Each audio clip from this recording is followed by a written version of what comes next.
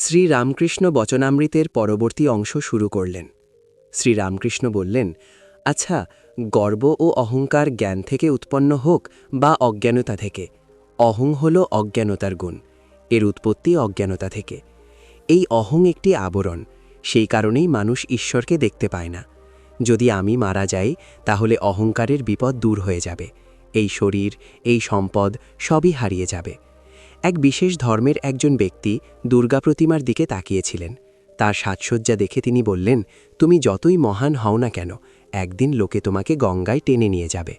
সেই কারণেই আমি সবাইকে বিচারক হতে বলছি, তুমি যাই হও না কেন, সব কিছুই ক্ষণস্থায়ী। সেই কারণেই গর্ব ও অহংকার অবশ্যই ত্যাগ করতে হবে। সত্ত্ব, রজ এবং তম, এই তিনটি গুণের ভিন্ন ভিন্ন প্রকৃতি রয়েছে।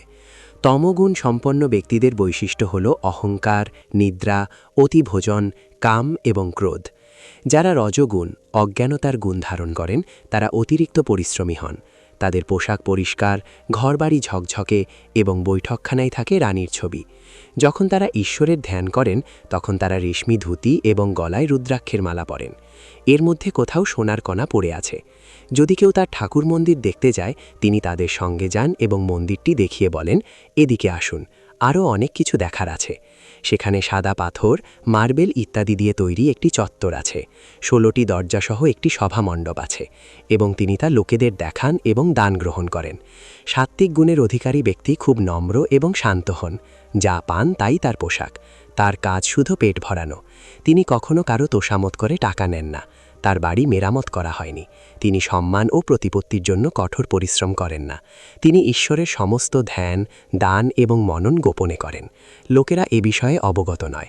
তিনি নিজের অন্তরে হরির ধ্যান করেন। লোকেরা মনে করে যে রাতে তাই তো হয়ে আসছে। এখনও প্রতি বছর সন্তান জন্মদানে কোনো ঘাটতি নেই। এমনকি মেয়ের বিয়ের জন্য মাথার চুলও বিক্রি করে দেওয়া হতো। কিন্তু প্রতি বছর ছেলেমেয়েদের উপস্থিতিতে কোনো কমতি হয় না। সে বলে, আমি কি করব, এটাই তো আমার ভাগ্যে লেখা ছিল। যদি তীর্থযাত্রায় যাই, তাহলে ঈশ্বরের কথা চিন্তাও করি না, সময়ও পাই না। স্ত্রীর বোঝা বয়ে বেড়াতে বেড়াতে সময় কেটে যায়। ঠাকুর মন্দিরে গিয়ে আমি বাচ্চাদের চরণামৃত খাওয়াতে আর দেবতার সামনে তাদের গড়াগড়ি খাওয়াতে ব্যস্ত থাকি। এই বদ্ধ আত্মা কেবল নিজের আর পরিবারের ভরণপোষণের জন্যই দাসত্ব করে, আর সে মিথ্যা, প্রতারণা ও তোষামত করে অর্থ উপার্জন করে।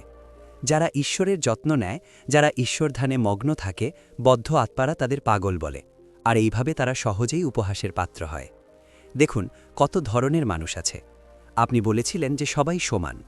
দেখুন কত ভিন্ন ভিন্ন স্বভাব রয়েছে। কারোর বেশি শক্তি, কারোর কম। জগতে আবদ্ধ আত্মা মৃত্যুর সময় কেবল পার্থিব বিষয় নিয়েই কথা বলে। বাইরে জপমালা পাঠ করা, গঙ্গায় স্নান করা এবং তীর্থযাত্রায় যাওয়ার কী লাভ? জগতের প্রতি আসক্তি থাকলে তা মৃত্যুকালে প্রকাশ পায়। সে অনর্গণ অর্থহীন বকবক করে। কখনো কখনো মূর্ছা যাওয়ার মুহূর্তে সে হলদি মশালা ধানিয়া বলে চিৎকার করে ওঠে। একটি সুস্থ তোতা পাখি রাম রাম বলে। যখন একটি বিড়াল তাকে ধরে ফেলে, তখন সে টেটে শব্দ করে। গীতায় লেখা আছে যে মৃত্যুর সময় আপনি যা চিন্তা করবেন, আপনার পরবর্তী জীবনে আপনি তাই হয়ে উঠবেন। রাজা ভরত ডো ডো বলতে বলতে দেহত্যাগ করেছিলেন এবং তার পরবর্তী জীবনে তিনি একটি হরিণী হয়েছিলেন। ঈশ্বরের চিন্তা করতে করতে দেহত্যাগ করলে ঈশ্বরকে লাভ করা যায়। এই জগতে আর ফিরে আসতে হয় না। ভক্ত জিজ্ঞাসা করেন, মহারাজ, যদি কেউ অন্য সময়ে ঈশ্বরের চিন্তা করে কিন্তু মৃত্যুর সময় তা করতে না পারে, তবে তাকে কি এই দুঃখময় জগতে ফিরে আসতে হবে? শ্রীরামকৃষ্ণ বলেন যে আত্মা ঈশ্বরের চিন্তা করে, কিন্তু তার প্রতি বিশ্বাসের অভাবে সে ভুয়ে যায় এবং জগতের জালে জড়িয়ে পড়ে। যেমন হাতিকে বারবার স্নান করানো সত্ত্বেও সে নিজের শরীরে ধুলো ছাড়ে, তেমনি মনও মত্ত থাকে।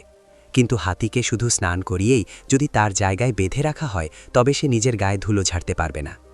মৃত্যুকালে যদি কোনো ব্যক্তি ঈশ্বরের চিন্তা করেন, তবে তার মন শুদ্ধ হয়ে যায়। সেই মন আর নারী ও ধন সম্পদে জড়িয়ে পড়ার সুযোগ পায় না। ঈশ্বরের প্রতি কোনো বিশ্বাস থাকে না। সেই কারণেই একজনকে এত কর্মফল ভোগ করতে হয়। লোকে বলে, যখন আপনি গঙ্গায় স্নান করতে যান, তখন আপনার শরীরের পাপগুলো তীরের গাছগুলোতে গিয়ে জমা হয়। গঙ্গা থেকে উঠে আসতেই সেই পাপগুলো আবার আপনার মাথায় চেপে বসে। মৃত্যুকালে যিনি ঈশ্বর চিন্তিত থাকেন, তার জন্য আগে থেকেই একটি সমাধান রাখা হয়। সেই সমাধানটি হল যোগাভ্যাস। ঈশ্বর চিন্তার অনুশীলনের মাধ্যমে আপনি আপনার শেষ দিনেও তাকে শ্রবণ করতে পারবেন। ভক্ত বলেন, এগুলো খুব ভালো জিনিস মহারাজ, এগুলো খুব সুন্দর জিনিস।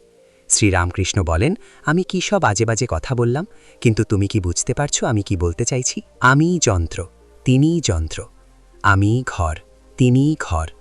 আমিই বাহন, তিনিই প্রকৌশলী। আমিই রথ, তিনিই সারথি। তিনি আমাকে যেভাবে চালান আমি সেভাবেই চলি। তিনি আমাকে দিয়ে যা করান আমি তাই করি। পরদিন এক ভক্ত শ্রীরামকৃষ্ণকে জিজ্ঞাসা করেন, ব্রহ্মা যদি মা হন তবে তিনি সাকার না অসাকার? শ্রীরামকৃষ্ণ বলেন যে ব্রহ্মাই কালী। যখন তিনি নিষ্ক্রিয় থাকেন তখন তাকে ব্রহ্মা বলা হয়, যখন তিনি সক্রিয় থাকেন তখন তাকে শক্তি বলা হয়। ব্রহ্মাকে স্থির জলের সঙ্গে তুলনা করা যেতে পারে। যখন জল গতিশীল হয় তখন তাকে শক্তি কালীর সঙ্গে তুলনা করা হয়। কালী মহাকালের সঙ্গে আনন্দ করেন। কালী একই সাথে সাকার এবং নিরাকার। যদি আপনি নিরাকারে বিশ্বাস করেন তবে সেই রূপে কালীর ধ্যান করুন। তাকে দৃঢ়ভাবে আঁকড়ে ধরে এবং তার ধ্যান করলে তিনি তার প্রকৃত স্বরূপ প্রকাশ করেন।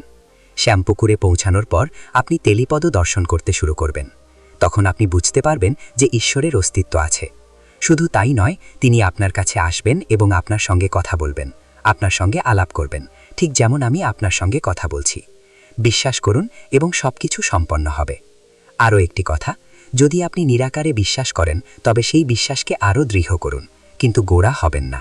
তিনি এটা হতে পারেন, ওটা হতে পারেন, এই নিয়ে জেদ করবেন না।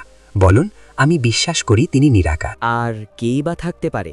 একমাত্র তিনিই জানেন। আমি জানি না, বুঝিও না। মানুষের বুদ্ধিমত্তার সামান্য অংশও কি ঈশ্বরের বাণী উপলব্ধি করতে পারে? একবার ভেবে দেখুন, একটা সিংহের সমান দুধ কি কোনো পাত্রে ধরবে?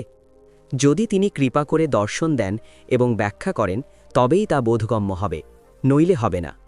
ব্রহ্মই শক্তি, তিনিই মা। রামপ্রসাদ বলেন, আমি যে সত্যের সন্ধান করি তা ব্রহ্ম, আমি তাকে মা বলে ডাকি। রামপ্রসাদ অন্যত্র এই কথার পুনরাবৃত্তি করেছেন।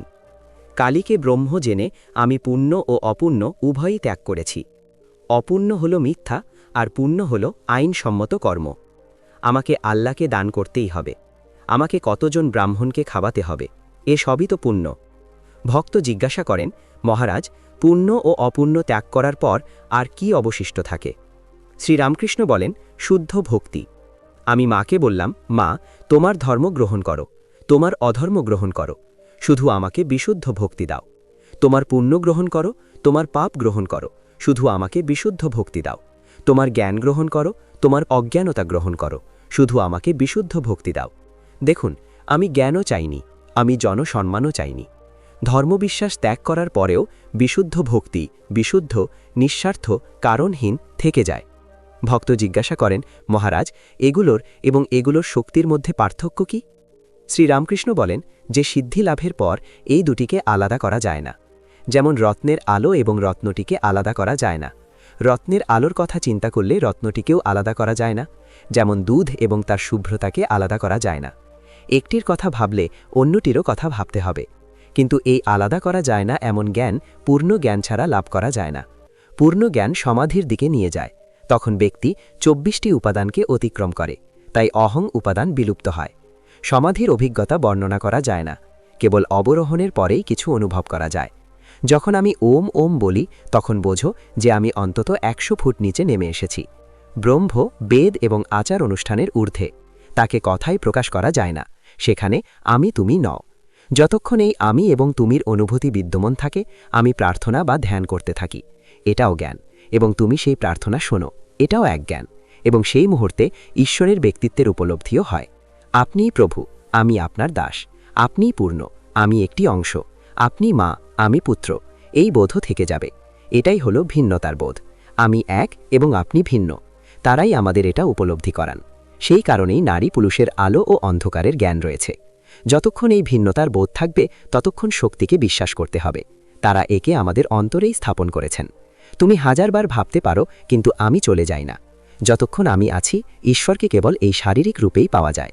অতএব যতক্ষণ আমার মধ্যে এই পৃথক বোধ থাকবে ততক্ষণ ব্রহ্ম নির্গুণ, এটা বলার কোনো অধিকার নেই। ততক্ষণ পর্যন্ত কেবল সগুণ ব্রহ্মকেই বিশ্বাস করতে হবে। এই সগুণ ব্রহ্মকেই বেদ, পুরাণ এবং তন্ত্রে কলি বা আদ্যশক্তি বলা হয়েছে। ভক্তটি বলেন, মহারাজ, আদ্যশক্তির দর্শন এবং ব্রহ্মজ্ঞান কিভাবে সম্ভব হবে? শ্রীরামকৃষ্ণ বলেন, যখন তোমার হৃদয় বিচলিত হয় তখন তার কাছে প্রার্থনা করো। তোমার অশ্রু শুদ্ধ হবে। স্বচ্ছ জলে সূর্যের প্রতিবিম্ব দেখা যাবে। ভক্তের আত্মার দর্পণে তুমি সেই সগুণ ব্রহ্ম অর্থাৎ আদ্য শক্তিকে দেখতে পাবে। তবে দর্পণটি অবশ্যই ভালোভাবে পরিষ্কার হতে হবে। যদি তা নোংরা থাকে তবে প্রকৃত প্রতিবিম্ব দেখা যাবে না। আমরা আত্মার জলে সূর্যের দিকে তাকিয়ে থাকি, কারণ সূর্যকে দেখার আর কোনো উপায় নেই, এবং যতক্ষণ না আমরা প্রতিফলিত সূর্য ছাড়া প্রকৃত সূর্যকে দেখার অন্য কোনো উপায় খুঁজে পাই ততক্ষণ সেই প্রতিফলিত সূর্যই 16 আনা সত্য। যতক্ষণ আত্মা সত্য ততক্ষণ প্রতিফলিত সূর্য 16 আনা সত্য। সেই প্রতিফলিত সূর্যই আদিশক্তি। যদি তুমি ব্রহ্মজ্ঞান কামনা করো তাহলে সেই প্রতিফলিত সূর্যকে আঁকড়ি ধরে প্রকৃত সূর্যের দিকে যাও। তুমি যে মন্ত্র শোনো তা সেই সগুণ ব্রহ্মের উদ্দেশ্যে বলো, এবং তা ব্রহ্ম জ্ঞান প্রদান করবে, কারণ সগুণ ব্রহ্মই নির্গুণ ব্রহ্ম, শক্তিই ব্রহ্ম। সম্পূর্ণ জ্ঞান এবং জ্ঞান অবিচ্ছেদ্য হয়ে ওঠে। মাও ব্রহ্মজ্ঞান দান করেন, কিন্তু শুদ্ধ ভক্ত কখনো ব্রহ্মজ্ঞান অন্বেষণ করেন না।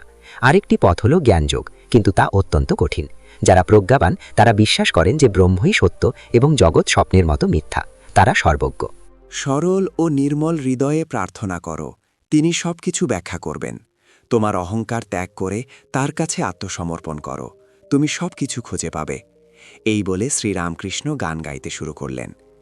হে মন, নিজের মধ্যেই থাকো, অন্যের বাড়িতে যেও না। তুমি যা কিছু চাও সবই সেখানেই পাবে। শুধু নিজের অন্তরে অনুসন্ধান করো। ওই পরশপাথরই পরম ধন, তা তোমাকে তোমার ইচ্ছামতো সব কিছু দিতে পারে। চিন্তামণির নাট্যশালার প্রবেশদ্বারে অসংখ্য রত্ন পড়ে আছে। বাইরে যখন মানুষের সাথে দেখা হবে তাদের সবাইকে ভালোবাসো, এক হও এবং এক হয়ে যাও। তারপর কোনো ঘৃণা পোষণ করো না। ওই ব্যক্তি নিরাকারে বিশ্বাস করে, দেহে নয়। সে নিরাকারে বিশ্বাস করে, দেহে নয়। ওই ব্যক্তি নিরাকারে বিশ্বাস করে, দেহে নয়। এই ধরনের কথা বলে ঘৃণায় নাক কুচকিও না, কারণ তিনি যা ব্যাখ্যা করেছেন তার প্রজ্ঞা একই। বোঝো যে প্রত্যেকের স্বভাব আলাদা। এটা জেনে যতটা সম্ভব অন্যদের সাথে দেখা করার চেষ্টা করো, তাদের ভালোবাসো। তারপর তোমার বাড়িতে শান্তি ও আনন্দ উপভোগ করো। তোমার হৃদয়ের গৃহে জ্ঞানের প্রদীপ জ্বালাও এবং ব্রহ্মের মুখ দর্শন করো। তুমি তোমার নিজের ঘরেই তোমার প্রকৃত স্বরূপ দেখতে পাবে। যখন রাখালেরা গরু চড়াতে নিয়ে যায় তখন তারা সকলে এক চারণভূমিতে মিশে যায়। সন্ধ্যায় যখন তারা বাড়ি ফেরে তখন তারা সকলে পৃথক হয়ে যায়। সেই জন্যই আমি বলি, নিজের ঘরে নিজের মধ্যেই থাকো। ঈশ্বরের প্রতি প্রেম এমনই যে তুমি জগতের অস্তিত্বের সমস্ত চেতনা হারিয়ে ফেলবে। এর সাথে সাথে তোমার নিজের শরীর যা এত মূল্যবান তাও বিস্মৃত হবে। চৈতন্যদেব এই প্রেমের অভিজ্ঞতা লাভ করেছিলেন। ভক্তরা বলেন, হ্যাঁ, ঠিক যেমন মত্ত অবস্থায় হয়। শ্রীরামকৃষ্ণ বলেন, আচ্ছা, কিছু লোক ভক্তি অনুভব করে, কিছু করে না। অনুগ্রহ করে এর অর্থ ব্যাখ্যা করুন। ভক্তরা বলেন যে ঈশ্বর বৈশ্য নন, তিনি কল্পবৃক্ষ, ইচ্ছা পূরণের বৃক্ষ। যা কিছু চাওয়া হয় তাই পাওয়া যায়, কিন্তু কল্পবৃক্ষের কাছে গিয়ে তা চাইতে হবে। তখন রামকৃষ্ণ ব্যাখ্যা করেন যে কিছু আধ্যাত্মিক সাধনার প্রয়োজন আছে। আধ্যাত্মিক সাধনা করতে করতে মানুষ পরমানন্দ লাভ করতে শুরু করে।